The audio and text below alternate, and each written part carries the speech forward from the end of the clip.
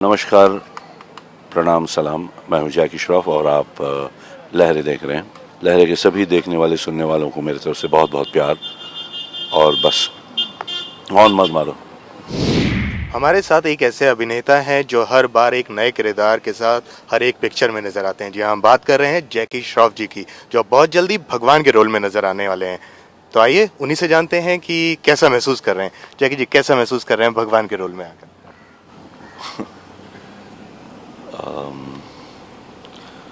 संत का रोल है, बहुत बड़े साईं बाबा साहब सभी के दिल को छू लेने वाले भगवान है। दीपक बलराज ने जब मुझे ये रोल ऑफर किया था, 6 महीने तक मैं सोचा कि शायद मैं ये नहीं कर पाऊंगा और मैंने उन्हें जवाब नहीं दिया। फिर मैंने बोला चलो ट्राई करके देखता हूँ गेटअप वगैरह कैसे फिट होता है मेरे को। जब मैंने गेटअप मतलब दाढ़ी लगाई और मैं कपड़ा पहना और सर पे साफा बांधा, तो ऐसे लगा कि बाबा ही मेरे को गाइड कर रहा है और वही गाइड कर रहे हैं और वही मेरे को आज यहाँ तक लेकर आए हैं। मैं जब कपड़ा पहन लेता हूँ तो कुछ और ही हो जाता हूँ और जब मैं अपने जीन्स और बूट्स में घूमता हूँ तो मैं कुछ और रहता हूँ। तो मेरे को लगता है बाबा बहुत मतलब प्यार से मेरे को संभाल के जो कुछ करा है। ऐसा लगता नहीं कि मैं कोई भगवान हूँ, ना उन्होंने कभी मुझे लगता है कभी सोचा होगा कि वो भगवान है। वो कहते हैं कि मालिक एक है। अच्छा जैकी जी, एक चीज़ और जानना चाहेंगे कि जब आपको ये रोल, आपको साईं बाबा का कैरेक्टर का रोल ऑफर हुआ, तो सबसे पहले आपको दिमाग में क्या बात आई? कोई नर्वसनेस या कुछ लगा नहीं कि लोगों की भावनाएं बहुत जुड़ी होंगी, तो उनकी उम्मीदों पर आप खरे उतर पाएंगे कि नहीं, या कुछ ऐसा डर? इसीलिए 6 महीना तक मैं किया ही नहीं, मैंने उन्हें हाँ ही नहीं बोला कि मेरे को ऐसा लगा ही नहीं कि मैं एक अलग किस्म का आदमी हूँ। मेरा हुलिया अलग, मेरा लुक अलग, मैं बाबा के रोल में कैसे लगूंगा। तो मेरे को डर हमेशा यही रहा। मगर जब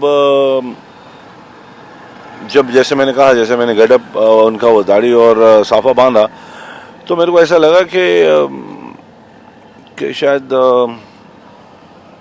बाबा गाइड करेंगे और मेरे को गाइड किया उन्होंने। जब मैं काम करता हूँ और मैं जब परफॉर्म करता हूँ तो मेरे को ऐसा नहीं लगता कि मैं ही कर रहा हूँ। मेरा चाल बदल गया, मेरे बोलने का स्टाइल बदल गया। जब मैं वो कपड़ा पहन लेता हूँ तो मैं कुछ और ही होता हूँ। मैं बाबा की तरह ही मुझे ऐसा लगता है कि मुझ में बाबा समा गया, ऐसा मुझे फीलिंग आती है। अच्छा जैकी जी, आपकी इससे पहले भी मूवीज़ बहुत ही आई हुई हैं और लोगों ने बहुत आपको, आपके किरदार को बहुत पसंद किया। चाहे वो गर्दिश की बात करी जाए शुरू में जो थी, चाहे वो राम लखन परिंदा, राम परिंद लखन, खलनायक, आईना, जी, क्या लोगों ने बोले। बहुत आपके किरदार को पसंद किया, हाँ। आपको बहुत पसंद किया। तो अब आपको क्या लगता है कि साईं बाबा एक बिल्कुल अलग हट के आप मूवी करने जा रहे हैं, बिल्कुल अलग हट के, तो लोगों का रिस्पांस, क्योंकि साईं बाबा पहले भी आ चुकी है, तो कैसा लग रहा है कि मतलब लोगों का रिस्पांस से क्या उम्मीद है? पता नहीं, पहली बार मैं कर रहा हूँ। दहलवी साहब ने बहुत खूबसूरती से इसे अदा किया है पहले, और अब मैं कर रहा हूँ तो शायद लोग चाहेंगे कि देखना चाहेंगे कि जैकी किस तरह से कर रहा है ये रोल को। बाकी मैं तो नहीं कर रहा हूँ। मैंने जैसे पहले भी बोला कि बाबा ही कर रहे हैं, ये जो कुछ हो रहा है बाबा के ज़रिए हो रहा है। मैं तो अब कोशिश कर रहा हूँ कि उनकी इज़्ज़त और उनकी कदर और जो उनके वैल्यूज़ हैं वो आप बस सब तक पहुँचे। अच्छा जैकी जी, एक चीज़ और कि साईं बाबा का जो रोल है वो बहुत ज़्यादा उसमें बहुत ज़्यादा रहता है नॉर्मल होके, एकदम आध्यात्मिक रोल है, उस करेक्टर है, और आप शुरू से बीडू टाइप वाला, एकदम रफ एंड टफ वाला हिसाब किताब आपका रहा है, तो कितनी तैयारी करनी पड़ी? तैयारियां आजकल नेट के ऊपर काफ़ी बातें हैं साईं बाबा की छपी हुई हैं, और ऐसी ऐसी बातें हैं जो कि शायद पहली पिक्चरों में जो बाबा की पिक्चरें उनमें देखी नहीं गई होंगी। कहानियाँ तो वही है, उनके चमत्कार वही हैं।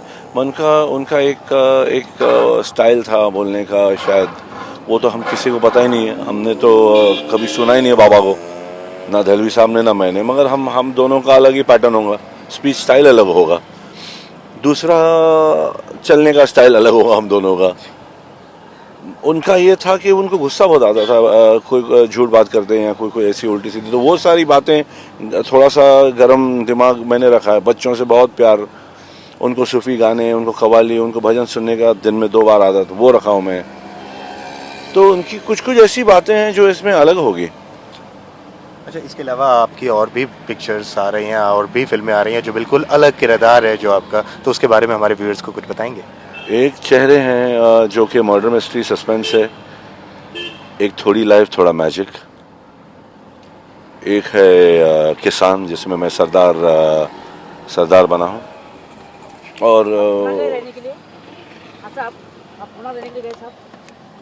Thank you sir. हाँ बिंदास, हाँ छोड़े क्या बोलते, हाँ मेरा बच्चा बिंदास। अच्छा जैकी जी, आपको यहाँ पर जरूर हम लोग पूछना जरूर चाहेंगे कि क्योंकि शुरू से कहा जाता है जैकी जी एकदम डाउन टू अर्थ माने जाते हैं, और अभी हमने एक एग्जांपल देखा कि आपने रास्ते में कार रोक के आपको कोई मिला, आपने उसको जो भी दिया अपनी तरफ से, तो ये मतलब कैसे अंदर से ये साईं बाबा के कैरेक्टर में आने के बाद ऐसा हुआ है या अब पहले से ही शुरू से ही?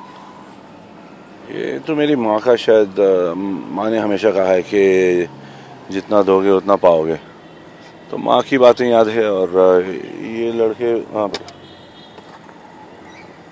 बस ये बच्चा बहुत दिनों से आता है, इतना छोटा था तब से देख रहा हूँ। जब आपको बोला उसको पढ़ाई करने डालूँ क्या, स्टडी वडी करना है, कोई मेडिकल वाले कुछ नहीं, वो रास्ते पे रहना चाहता है। बोला बस तेरी मर्जी है भाई, मैं जब भी देख लूँगा ऐसे लगा कि तेरे को कहीं कुछ देना है तो दे दूँगा।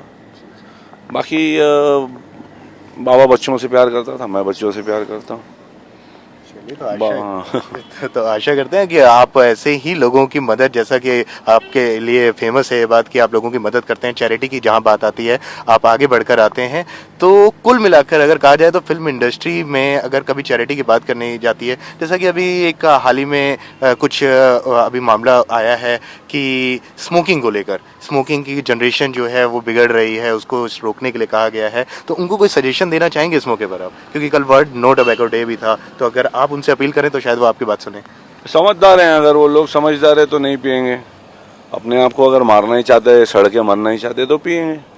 अपन कौन होता है बोलने वाला? जिन जिन इतने बड़े लोग हैं, जो बड़े लोग ही पी रहे ले, ये नहीं एक उम्र हो जाता उसके बाद ही सिगरेट शुरू करता। मैं नहीं चाहता कि कुछ स्कूल के बच्चे हैं और ये अपने हीरो लोगों को देखकर